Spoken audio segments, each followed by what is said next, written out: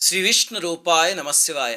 ఆళ్వార్లందరూ శ్రీ మహావిష్ణువు యొక్క ఆయుధాల, ఆభరణాల అంశలతో జన్మించితే, సాక్షాత్తు విష్ణువాంశతోనూ, విశ్వక్సేనుడి అంశతోనూ పుట్టిన ఆయనే నమ్మాళ్వారు గారు. కలి ప్రవేశించిన 45వ రోజు పుట్టారాయన. ఆయన పుట్టగానే కలికి అర్థమైంది, అమ్మో ఈయన భక్తి వ్యాప్తి చేస్తే నా ప్రభావం ఉండదు అని. అందుకే ఆయన్ని శఠం అనే మాయతో ఆక్రమిద్దామని చూసేసరికి పుట్టిన ఆయన ఒక్కసారి కోపంగా కళ్ళు తెరిచారు. ఆ శక్తికి భయపడే కలి పారిపోయాడు.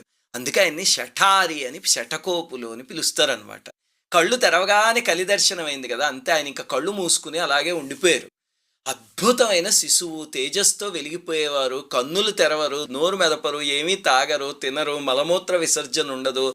ప్రాణం ఉన్న బొమ్మలాగా అలా ఉండిపోయారు. ఆరోగ్యంగా ఉన్నారు కానీ కదిలేవారు కాదు. తల్లిదండ్రులు బాధపడి వైద్యులకి చూపిస్తే ఏమీ లాభం లేదు. ఏడాది అయిపోయింది.